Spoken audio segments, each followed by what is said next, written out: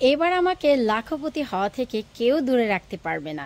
একা একাই লাখপতি হব, সম্পদাদি সব একাই আমি হজম করব। হ্যালো এভরিওয়ান, আসসালামু আলাইকুম। কেমন আছেন আপনারা সবাই? আলহামদুলিল্লাহ, আমি তো অনেক ভালো আছি। আশা রাখছি আপনারা সবাই ভালো আছেন।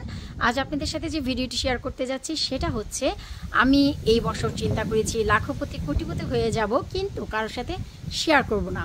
একটু মজা করলাম। চলেন আমরা যে চারা পিতার কথা শুনেছি, যে মরিচটির কথা, যে নিউজে এসেছিল, যার দাম প্রায় ২৬ লক্ষ টাকা কেজি, তো সেই মরিচটি আলহামদুলিল্লাহ এবছর আমার গার্ডেনও হয়েছে অন্যান্য সবার মতন।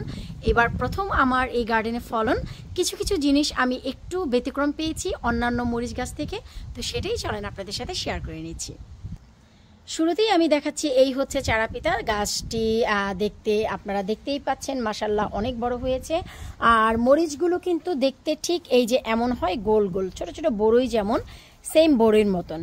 আমি এই পর্যন্ত ছোট্ট একটি খেয়েছিলাম, তখন ঝালের আমি তেমন কিছুই বুঝিনি, মানে মাত্র এই যে এমন হচ্ছিল, আমার কেন যেন ইচ্ছে হচ্ছিল যে একটি কামড় দিই। তো সেই কামড়ে আমার কাছে ঝাল লেগেছিল, কিন্তু একদম আহামরি ঝাল সেটা না। হয়তো তখন মাত্র মরিচটি বের হয়েছে এই জন্য, নাকি তাও বলতে পারবো না। আর এরপর থেকে যখন এই যে মরিচগুলো বতি হয়ে গেছে, বাতি হয়েছে, বড় বড় হয়েছে, তখন আর আমার এটা টেস্ট করা হয়নি যে এর ঝাল কেমন।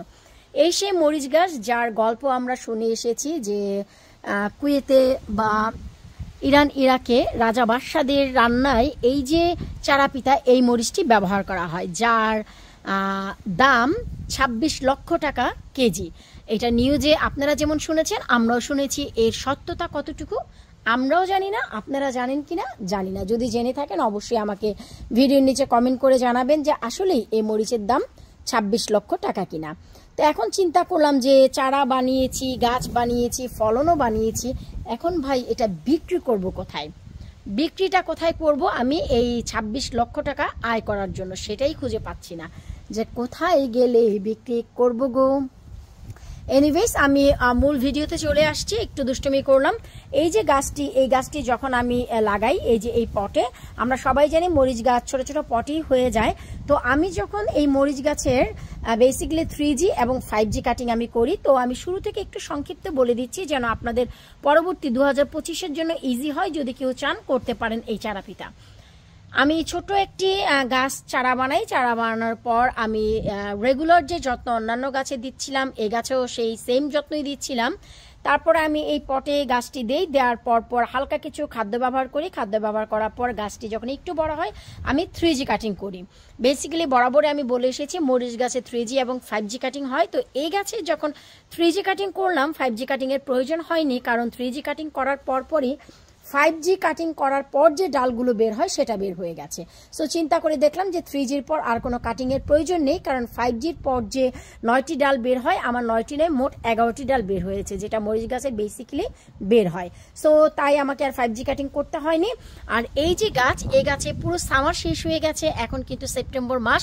এখন হচ্ছে গাছপালা তুলে ফেলার কথা। এখন আর তেমন কোনো গাছে ফলন হবে না। আমরা সবাই জানি গাছের এখনকার ওয়েদার খুবই ওয়ার্স। তো এই সময়ে আমি অনেকগুলো এই যে মরিচ ডিপ ফ্রিজ করেছি। আমি খাইনি, একটি মরিচ খেয়েছি। আমি ঝালের কোনো আন্দাজ বুঝিনি, যেটা সত্যি কথা বলবো।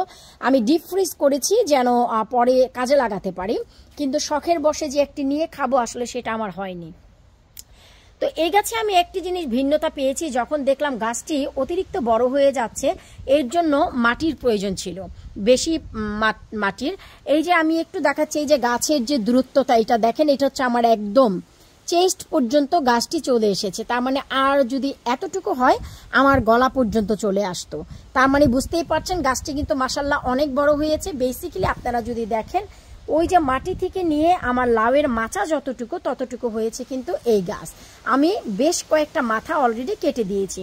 আর এই গাছে আমি একটি জিনিস দেখলাম, যে পটাশ জাতীয় খাদ্য এই চারা পিতা কেন যেন পছন্দ করেনি। আমি যখনই দেখতাম যে আমি পটাশ ব্যবহার করতাম, পটাশিয়াম জাতীয় খাদ্য, তখন এই গাছটি কেমন যেন চুপসে যেত, লাইক করতো না, পাতাগুলো একটু ঝলসে যেত।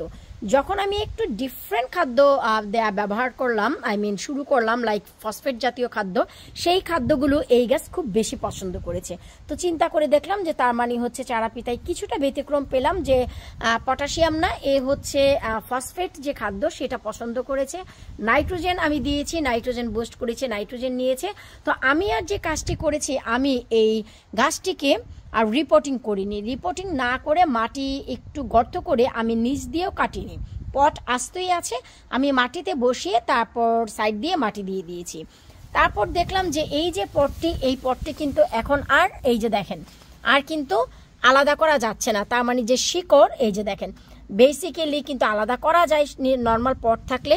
যেমন আমি একটু পার্থক্য দেখাচ্ছি, এই যে দেখেন এই যে আমার পট, আমি কিন্তু এগুলোকে মুভ করতে পারছি, তাই না? কিন্তু এটা কিন্তু আমি মুভ করতে পারছি না, তার মানে শিকড়গুলো অলরেডি মাটিতে বসে গেছে, যে কারণে গাছটি এত চমৎকারভাবে বেড়েছে। সো যারা চারাপিতা করতে চান নেক্সট ইয়ার, আপনারা একটি গাছের জন্য 10 থেকে 12 ইঞ্চির একটি পট, যেমন কি এই যে দেখতে পাচ্ছেন এগুলো 12 ইঞ্চির পট, এমন একটি পট আপনারা ধার্য করবেন একটি গাছের জন্য। আর পুরো সামারে এই গাছে আমাকে কোনো প্রকারের বাগ কিলার দিতে হয়নি।